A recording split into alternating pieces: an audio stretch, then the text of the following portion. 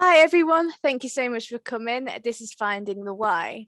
What is Finding the Why? Finding the Why is a community of artists coming together to build relationships and disrupt elite systems within the art world. It's hosted by myself, Kirstie Tebbs, as well as fellow artist Sarah Hardy. We talk everything art on this podcast, ranging from crap art to bananas duct tape to walls to how we go about our feelings and navigate our mindsets. So today we are talking about seasonal affective disorder, as well as just low moods and how to be able to get yourself past that wall that all of us have.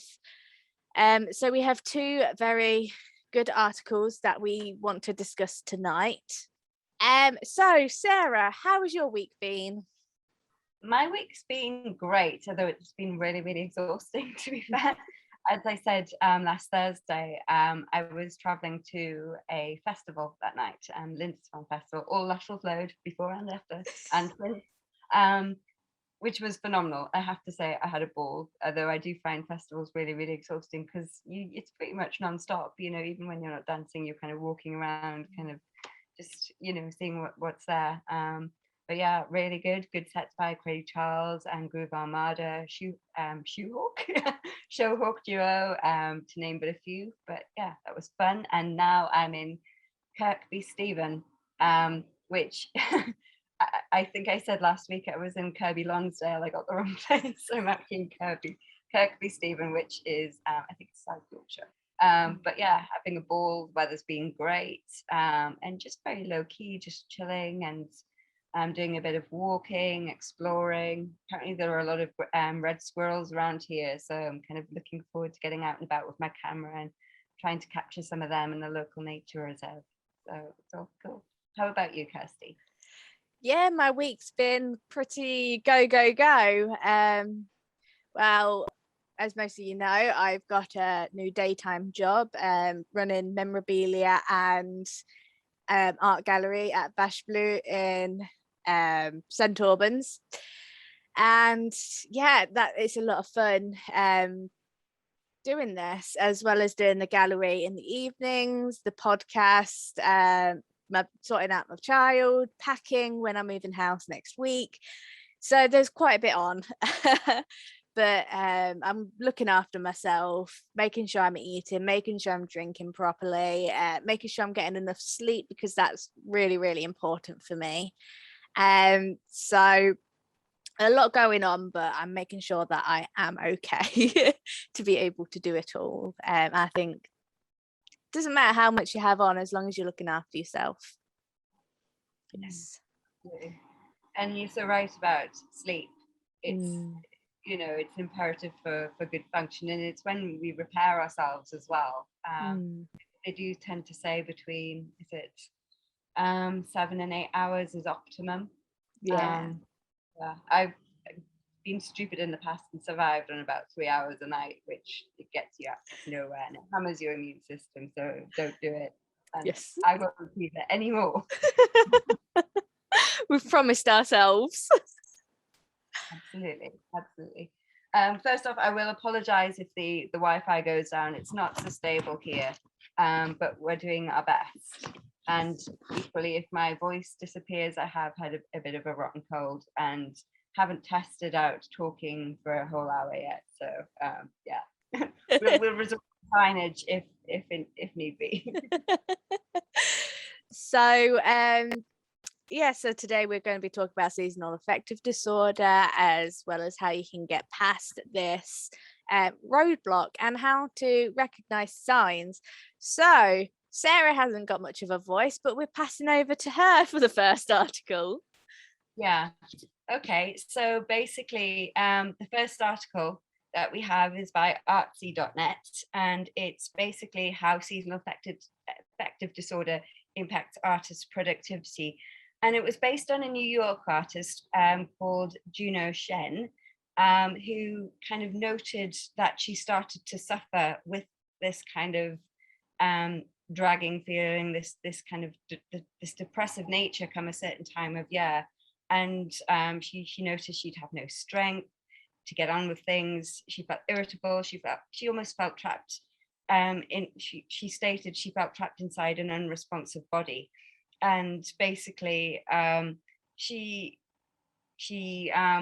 I suppose she learned how to deal with it once she realized what it was. And I mean, she took advice, and she got proper diagnosis and stuff. But with seasonal affective disorder, it is slightly different to kind of, I suppose, clinical depression, in that it's triggered by extrinsic factors which like affect our physiology. So basically what S.A.D is, it's our response to a lack of daylight. And it tends to affect people in the northern hemisphere more so. We have shorter days and we have darker days. As the weather deteriorates over winter, I think kind of you get to the southern hemisphere and it's more constant. You get wet and you get hot, whereas here you get the whole shebang. Especially in the UK, you've got hail one minute and then bright sunshine, and then you've got rain and thunder, and then you've got hail. You just don't know where you are, basically. But that aside, she tended to find that she was affected between I think she said September to May.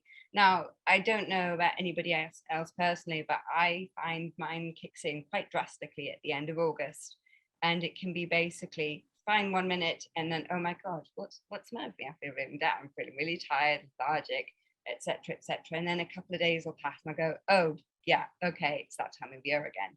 So it's not necessarily a kind of a conscious, you're waiting for something to happen like that. Sometimes it does. It's just, it sneaks up on you, and there we go. And apparently the gold standard for diagnosis is if you're kind of affected for more than 2 years with the same kind of, the same pattern, then it's classed as seasonal affective disorder. Now, symptoms that you might want to look out for even are depression, lethargy, lack of motivation, needing to sleep more, feelings of hopelessness, agitation, focus. These are just a few. In the next article, we will go on to discuss, everything in slightly more in depth. Kind of just covering this very briefly, so you're aware of what S.A.D is and when it might occur, and so on. But kind of exploring Juno's story a bit more. So basically, there was a bit of research by Dr. Rosenthal. Actually, I think they've researched this field quite extensively with regards to creativity, artists, and also kind of depression and seasonal affective disorder. And they found that basically going through the seasons was an imperative part of expressing for an artist. And they found that many artists come alive in the spring and the summer, although there has been contradictory evidence to suggest that summer isn't necessarily the most productive time for an artist. And especially if the moods are quite drastic, say if we're referring to somebody with kind of quite a severe mental health disorder, like a mania or severe depression, which kind of, it can come and go whenever.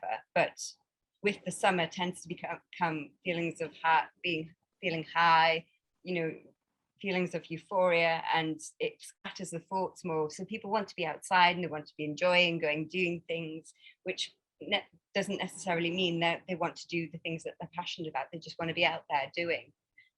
So either side of that tends to be the more expressive periods. Equally, what was I going to say? I've just kind of, I've done it again. I can't think, it'll come back to me. But yeah, it's kind of, it does impact artists creatively, because if you're feeling so lethargic and so down, I've been there myself, and I'm sure you have, Kirstie, too. The last thing you want to do, even if you're passionate about it, it takes so much effort and courage to go and consume yourself with something that we know is good for us, but that it's just kind of, it's sat there and looking very, very daunting at that time. You what do I want to say? Who do I want to be? What am I going to do? you know, especially kind of a big sheet of white paper or a blank canvas, it's just like, well, and I've come up with the excuse, I don't want to ruin it, I don't want to waste a perfectly good canvas, therefore I'll just put it to one side and I'll just sit here like thinking and thinking and thinking. But yeah, it is kind of one of those things. One of the great things about Juno found is like her way through, apart from kind of, you know, she used the light box, which is quite a common treatment for seasonal affective disorder. She found meditation, you know, very, very beneficial for her and the condition. And CBT, which is like reframing the way we look at things and the way we perceive them and the way that we experience these feelings. But she actually started, during this period, she started to sculpt in neon, which is phenomenal. It's like really a really, really cool idea. And what she came up with were almost light box sculptures with symbols that kind of reflected, like, you know, what she was going through at the time.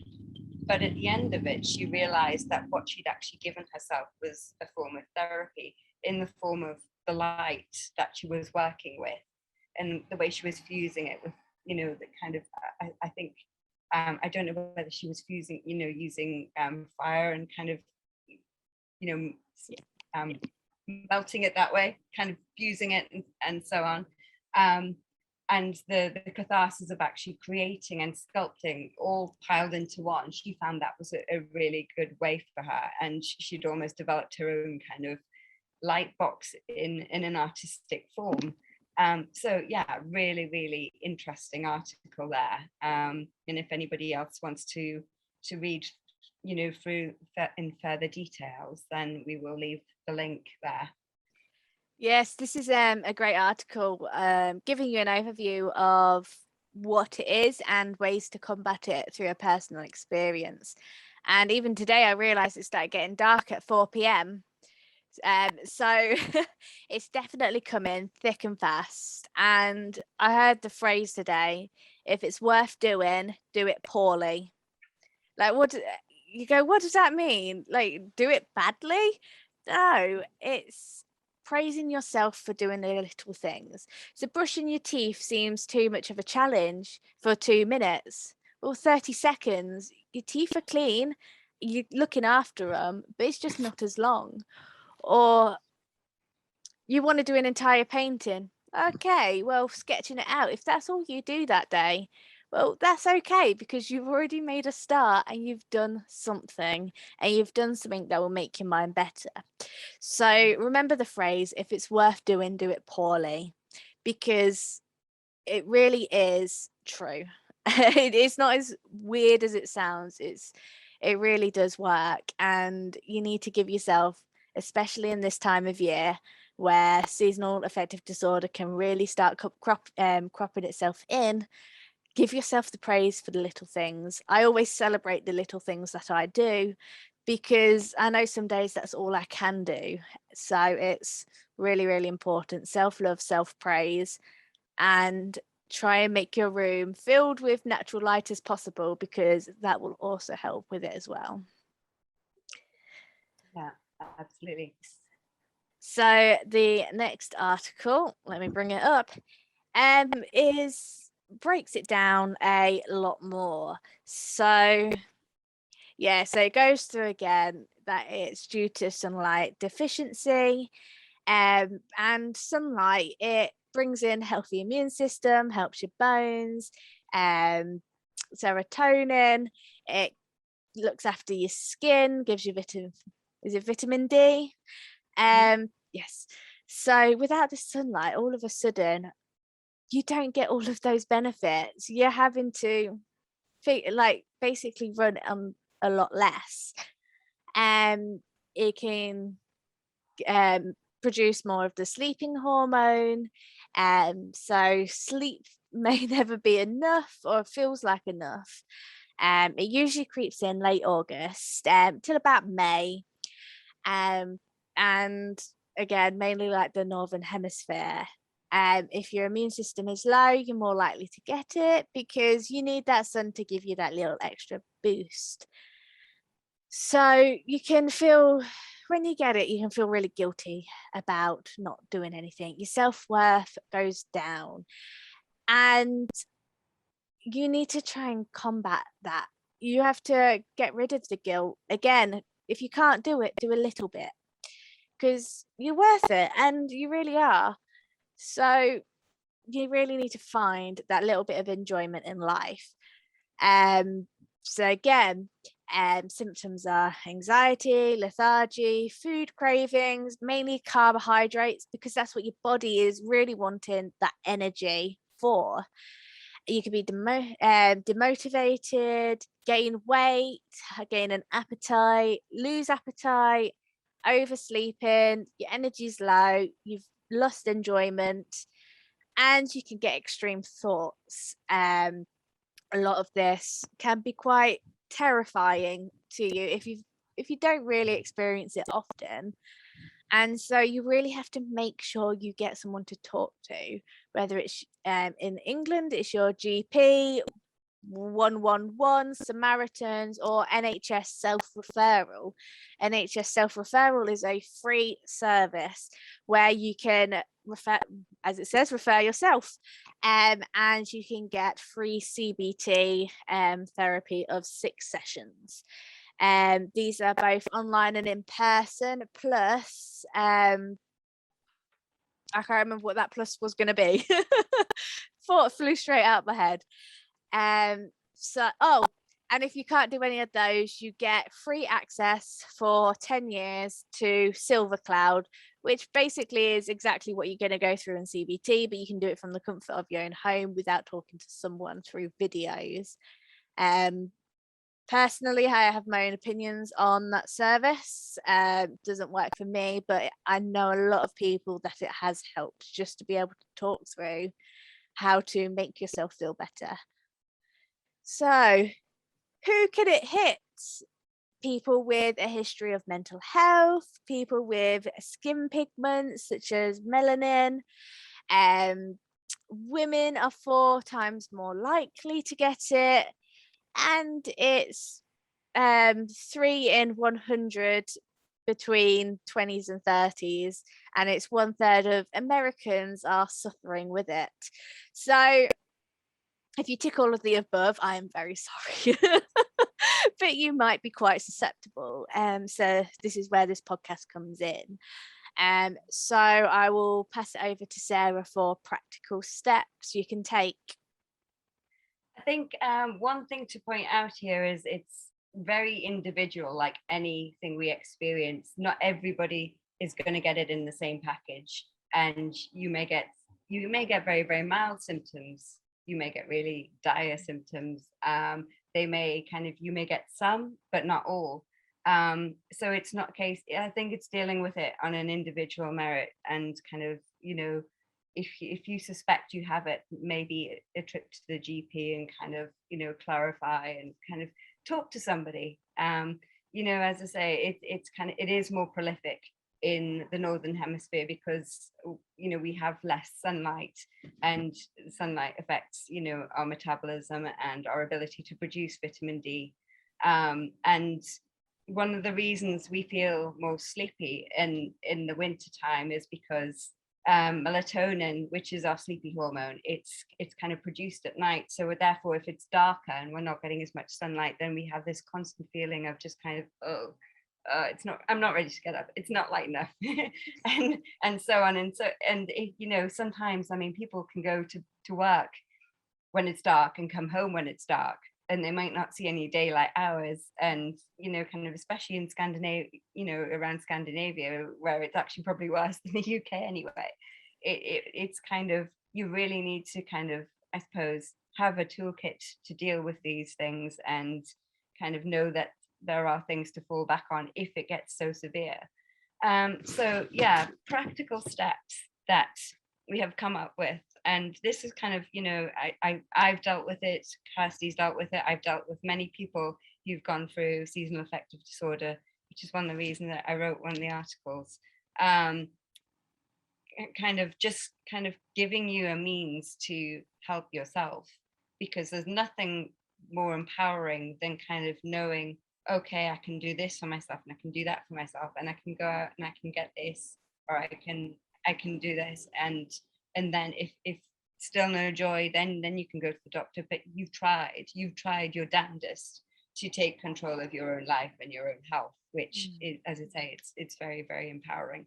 So light box therapy. I have a light box at home. There are various brands on the market. I'm going to remain totally unbiased and not mention a brand, but maybe 30 to 45 minutes a day. You can break that up if you want. Don't sit in front of it for hours and make your eyes go squiggly. But that is, that's kind of making up for the sunlight that you're not getting kind of from external sources, obviously. Vitamin D. Now, I find this great in a spray form, and it just goes straight under your tongue. Some people might prefer, the supplements and stuff. Essentially speaking, kind of, we can only really get vitamin D, I think, from two sources. One's from sunlight and one's from directly from. So I'm guessing it's always better to try and source things naturally, but where we can't, then, we're blessed enough to have supplements. I use essential oils, things to lift my spirits. I love citrus oils, and I know things like, I love the smell of bergamot and sweet orange and lemon. And then there's, oh goodness, what is it? Petitgrain's quite a nice one for balancing. Geranium, although you have to be careful, if you've got anything like epilepsy, or you're pregnant, or other conditions, then it's always best to check with a professional whether or not you should be using them. And obviously always take advice when you are using them, that you're using them in the correct dilution, because they can be quite potent and you can burn your skin if you apply them without kind of diluting them with a base oil. So that's just one to be aware of. I also have a Lumiere clock. So basically I set the time, and I think it's about half an hour before it starts lighting up, and it's very, very gradual to mimic the sun coming up. So it's kind of, it's not just there's light, wake up, bang, bang. It does come with a really annoying alarm, but it happens. I can still remember my granddad walking into the room when I was little, going, "Wakey, wakey, rise and shine!" He's like clapping his hands. It's like, oh no, no, I'm not ready for that. Yeah, it's not quite like that. But once it hits full beam, then the annoying alarm comes on. So that can be a bit rude, but it can be helpful. Having people around you who are supportive, who you trust, who you can talk to. You've got to remember, people who don't go through it won't always identify, and there are always going to be people who think you're gurning about nothing. Now, don't take this personally. It happens, because not everybody has the same experience in life. They might experience depression much later on in life, or they might not have that tendency anyway. It's just how it is. But kind of, the friends who know you, and the obviously you surround yourself with your tribe. So, generally speaking, good friends, that you can talk to them about anything. So kind of, I'm not saying abuse that. I'm not saying kind of, make it every topic of conversation, but make sure you're on a level, and kind of make sure you're honest with them about how you're feeling. And you never know, they might have some gems of wisdom themselves to offer you. Worst case scenario, there are meds out there, antidepressants. I have been on them in the past. I decided long ago that I wouldn't resort to that again, unless I really, really had to. And so far, so good. But a lot of that's been my mindset, and really, really taking time to get to know myself and what works for me. And yeah, days get really tough, and there are days where I just kind of, I don't want to emerge from beneath the duvet. But I always manage to do that. Excuse me, I think I'm going to sneeze. So yeah, kind of, they are very, very simple things. And as I say, things, like the light box and the Lumiere clock, you can pick them up online quite easily, or even probably from somewhere like, a major chain chemist or something. Yeah. I'm going to speak a little bit about the holistic options, just because I've worked with them before, and clients have found them very effective for them. So massage can be a very good way to give yourself time out. If you're suffering a lot of stress, if you've got, a lot going on, and if the added stress of seasonal affective disorder just kind of sends you into a spiraling kind of drama, it gives you time out. It's a bit of a pick me up. It revives you, or it can relax you depending on what kind of massage you have. You've got sports massage, aromatherapy, Swedish, you've got hot stones, you've got so many different ones. I think there's lomi lomi, goodness knows how many other forms, but they're all, just find one that does it for you. Find one that kind of gives you what you need. I suppose with me, it's always kind of listen to your heart and kind of know how you feel and what your body actually needs. Does it need just time to wind down and just like switch off from whatever's going on externally, or do you actually need an energy kick and some like high powered kind of some really I don't know, umptious aromatherapy oils that are going to kickstart your engine and kind of essential oils are amazing like that, because there is literally one for most symptoms and most systems in the body. You've got the top, middle, and base notes, and they kind of all affect different functions in the body. And as I say, there's some for most conditions and for every mood, and so to speak. I've also found reflexology quite beneficial and quite effective with clients. Again, it's time out. But the wonderful thing about reflexology is it works along the meridians of the body, and it kind of helps to release stagnation and kind of identifies problem areas. And I have to kind of just say this, you don't use it to diagnose things. You use these things to rebalance systems and to increase feelings of well-being. Complementary medicine, it is as it is. It should complement anything else that's going on, and any other Western modalities of treatment. Obviously, doctors' referrals are kind of, you need that as well. We're not saying kind of go specifically down this route and that's all you need, but they are additional means to kind of increasing feelings of well-being and wellness and happiness. Kind of if you're nurturing yourself and you're looking after yourself, then you're much more likely to kind of feel a bit calmer, a bit more balanced, and just generally happier, and kind of able to deal with things rationally and calmly. Yes, sorry, during that my cat decided that my stomach was a pincushion. But and another option is always having some sort of therapy animal. So I always call my cat a therapy cat. I genuinely believe our souls are entwined. So she helps me and I help her. She always knows when I'm not feeling my absolute best, because all of a sudden she jumps on me like this, which is going to be a shame. I'm going to have to give her up in a week and a half when I move. But my ex-partner will be looking after her, so I will still be around quite often just so I can have a cat cuddle. But sleep, outdoors, talking, diet, exercise, mindfulness. It's all about how you look after yourself. It is a great way to try and avoid the drugs option. Hey, that's my microphone. It's just, drugs are not always the best, but for some people it's the only option. With a lot of things, you have two sides. The first one is what is affecting you externally, and the other one is chemical imbalance. So the one that I have is chemical imbalance. So the main way that it's going to be sorted is through tablets, unfortunately. So I go through periods of taking, not taking, not taking, because that is how up and down I can be. In the summer and spring, usually I don't really have to take it, or I take a very low amount, whereas in autumn and winter, when it starts getting darker, I have to take more, and that is because of my profession was a chef. I was literally going out when it's dark, going into a white boxed room for the entire day, and I'll go home at night. So I really wouldn't see daylight for probably 7 or 8 months.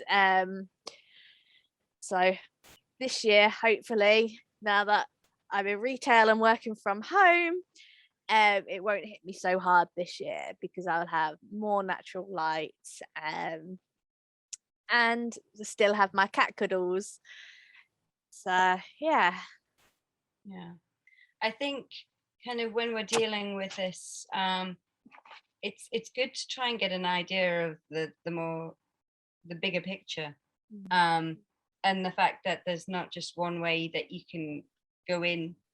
It's like obviously you have tablets, and sometimes they're more. I mean, I've been on tablets in the past, and I felt like, I think one of the reasons I gave them up was because I felt for the side effects they were quite ineffective to my mood, because the side effects started to impact me kind of physically. And I suppose, for that reason alone, I was just like, no. And I've still got long-term stomach problems from them.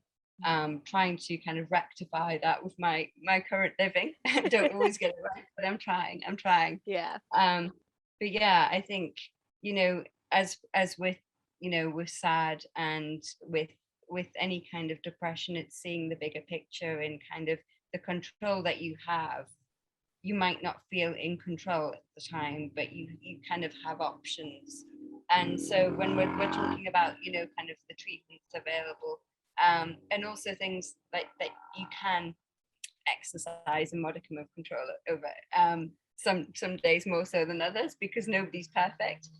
But with, diet is so, it's true, you are what you eat, but it kind of also, what we eat, sometimes we cannot kind of separate that from our state of mind, because if we feel like crap, then invariably we will eat crap. But as with anything, moderation is key. It's like not eating a family-sized bag of crisps every day, or kind of filling yourself full of saccharin and aspartame and MSG. I would definitely recommend that you avoid those if you can. I know that, they're still in Coke and like other major brands of kind of junk food. The more natural a diet you can have, the better. Even better if you can grow your own, and then you've got the satisfaction. I know it's not everybody's cup of tea, but if you can, and you have the satisfaction of seeing something from the ground to your plate, there's something quite special in that. But just making sure things are fresh, stir fries and stuff and soups are so wholesome, and they're so easy to make. And you just add a few herbs, or some ginger or some garlic or whatever, and kind of make it super tasty.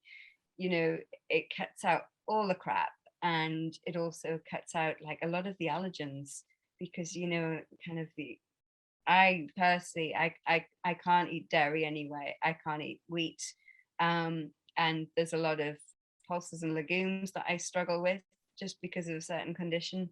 So I really have to kind of take control of my diet just to keep my gut happy and keep myself happy, because if my gut's not happy, I'm not happy. It's simple as. But you talk about that mind gut connection, and it starts to make sense even on a kind of physical level where you can feel it. And that's taking out the physiological stuff that's going on and the emotional stuff as well. But kind of easy swaps, if you're one for kind of snacking on sweeties, bananas are great. They're really sweet. Or if you really want to go to town, make it into frozen banana with some raw cacao and some maple syrup or some honey, and that's really yummy. And just like really quick, really easy stuff is best. And especially if you're not feeling in the mood, the quicker it is, and the more nutritious it is, the better it's going to impact you from the inside out. Exercise, get outside as much as you can. You want to be optimizing your daylight time, because if days are shorter anyway, you want to be kind of getting it where you can, even if it's not, like, say if you're on shift, that's a nightmare. As a chef, you're in a box room, if you're kind of working in a hospital and you're doing long hours, or you're working night shift and stuff, that's it's crap. But any spare time you get, well, as much as you can afford anyway, hike, walk, run, go swimming if you want, do your yoga, meditate. It should be that nice balance of kind of mindful exercise and physical exercise to keep you strong, to keep your cardiovascular system ticking over. Not too much, because you don't want to batter your immune system. I've done that in the past as well. See, I'm learning, I'm becoming wiser in my years. You see how it all starts to make sense. And I suppose in my younger years, it took me battering myself literally till I was hanging on by my fingernails to realize, okay, I don't need to do this. I don't need to do this to be right in anybody else's eyes, or to feel good, because actually there's days that I don't feel like doing it. I did too much. Whereas, I've had periods in my life where I haven't been able to do anything at all. Yeah. And that's been due to illness. And through them experiences, you kind of realize that most things, moderation is the key. Is that kind of, and sometimes it can be a very fine line. But equally, it's very individual to you. We are all unique in our, we might need the same air to breathe, and we need food in our bellies, and so on. We need sunlight, but kind of the way we respond mood wise and so on can be quite unique. Same with sleep. Have your evening rituals.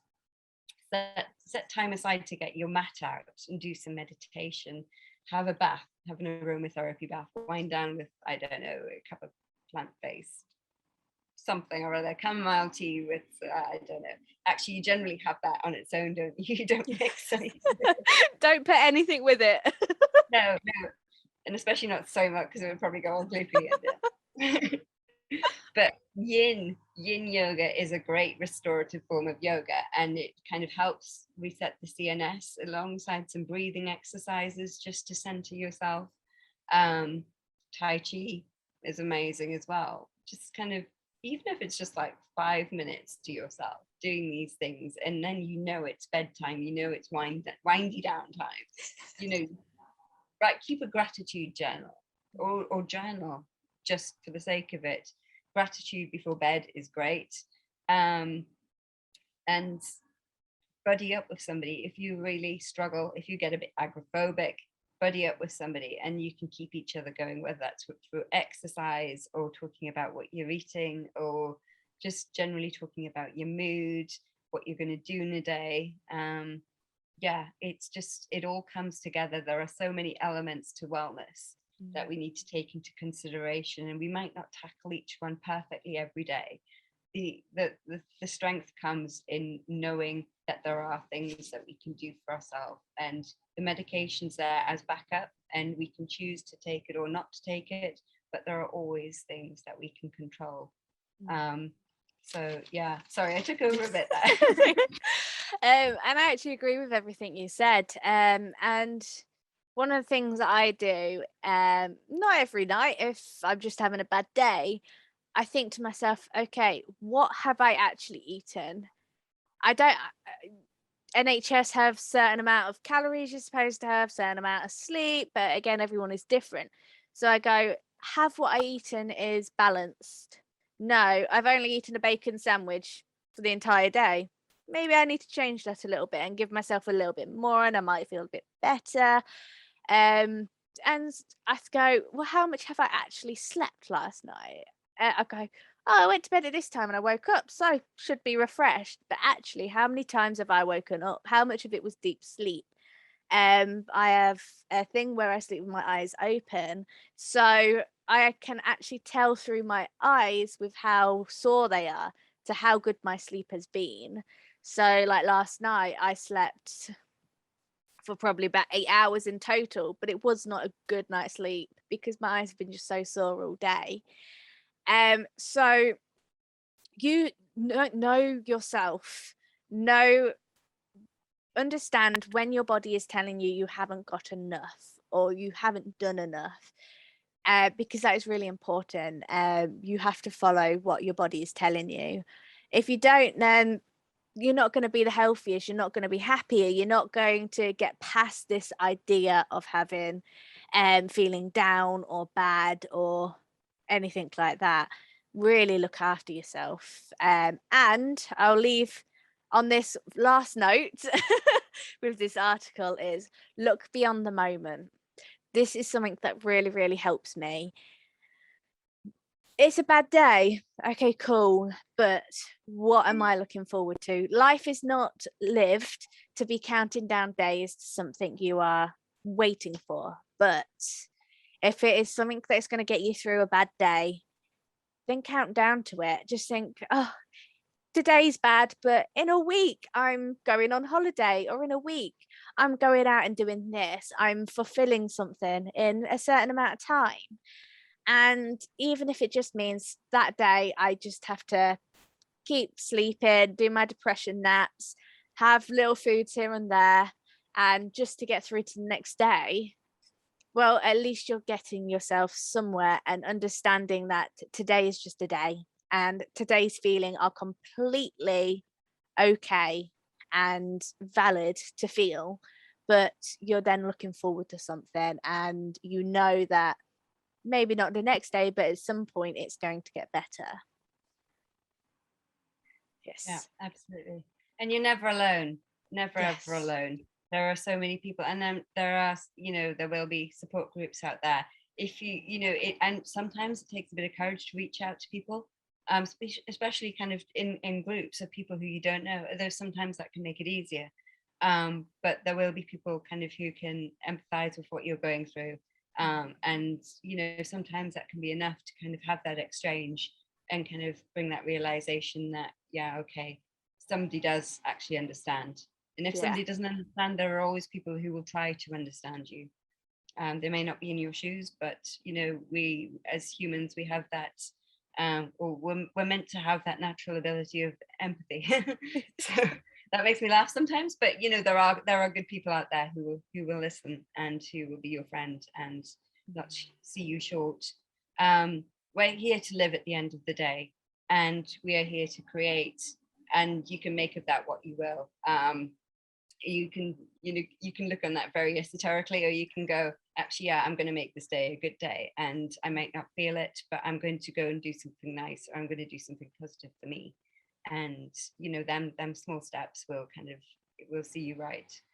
I think we're kind of going to move on to the interesting creative part, with regards to kind of S.A.D and how to kind of, I suppose sometimes, as I say, we don't necessarily always feel like creating when we're down in the dumps and when we're lacking energy. But if you go with the flow rather than against it, if you go against the flow, that's when you struggle. If you go with the flow and you look around and you kind of think, what can I be inspired by? And I suppose with kind of mood disorders, we have that slight advantage because it's been shown that the drudgery associated with depression actually serves you well when creating. Who'd have thought, hey? But yeah, kind of being prepared with that toolkit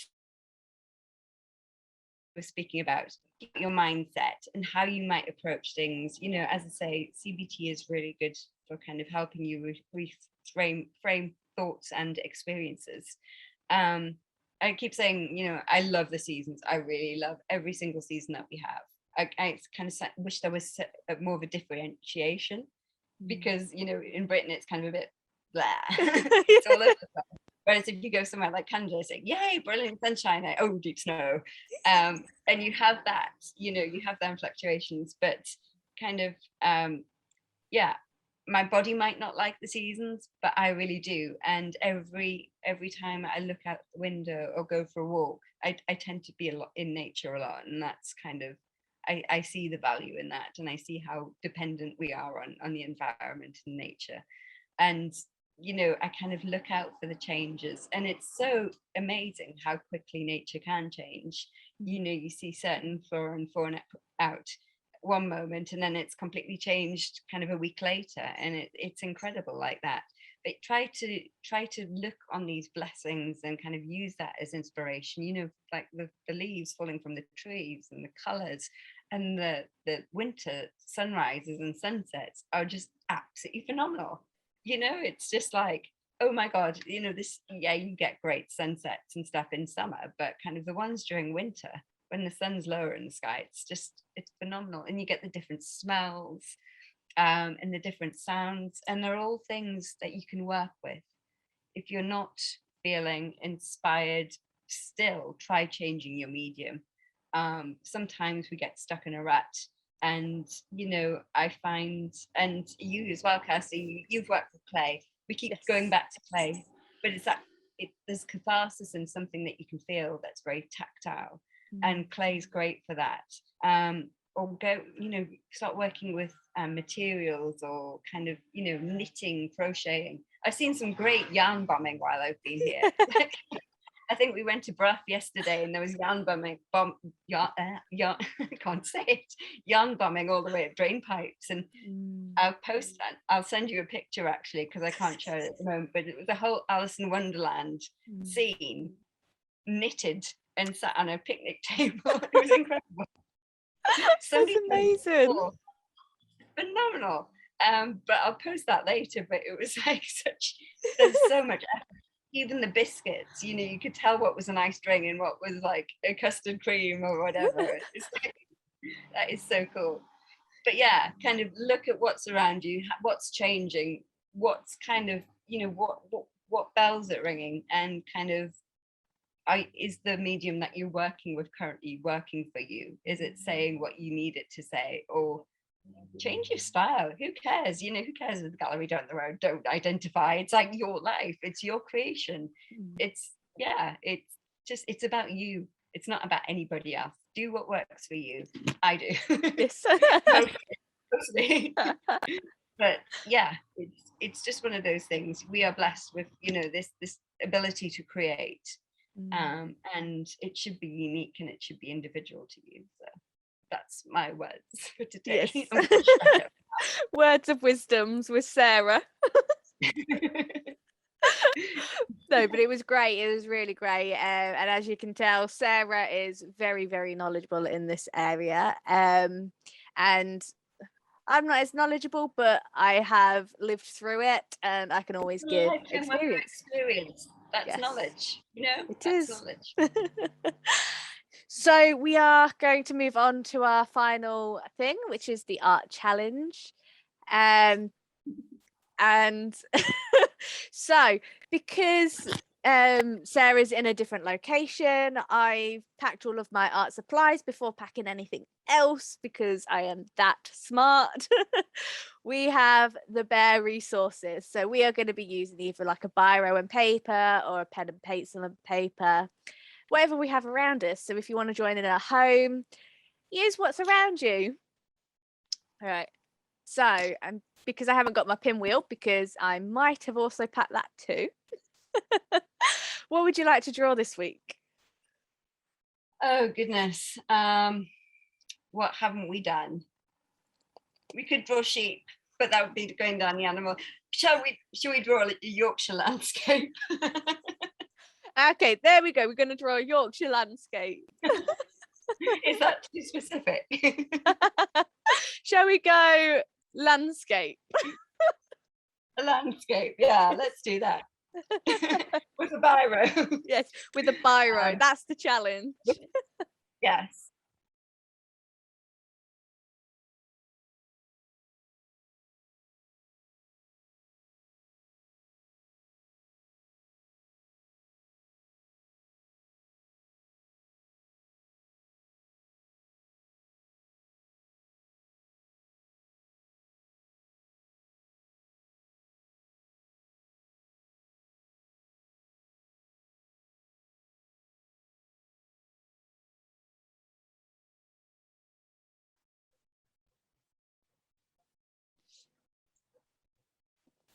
How are you getting on, Sarah? Just like, I'm making up for the time I lost. I think I'm okay. I'll not make you wait any longer. It's fine. You're keeping me in suspense. Yeah. Right. Okay. You want to go? Yes. Right. The cat's in front of the screen, so you're gonna have to tell me. Can you see it? I can. Yes. Cool. Yes. So yeah, I was saying when you disappeared, it's one memory that will always stick with me when I went to Switzerland, Kenderstag, and it was a scout camp trip. We were climbing mountains as a group, and we had a stop off, which was off.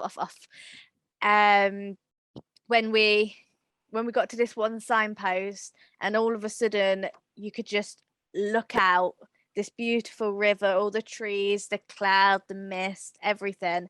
It was just beautiful. Oh, gorgeous. So So,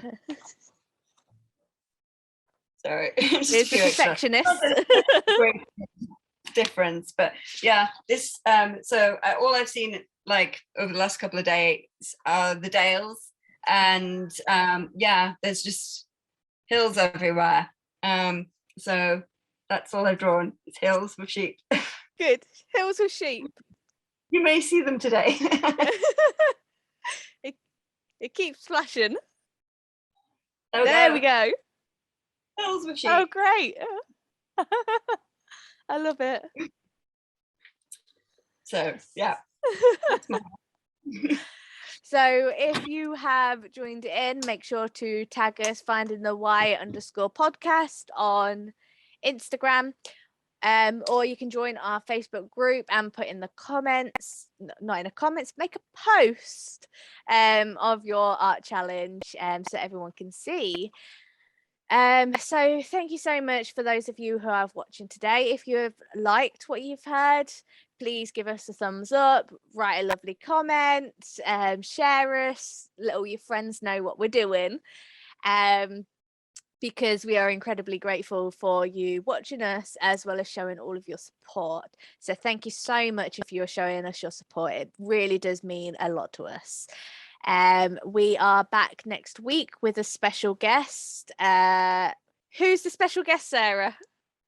So I'm so excited to announce, and because I've been following her for quite some time, we have special guest and top psychologist Fiona Murden joining us.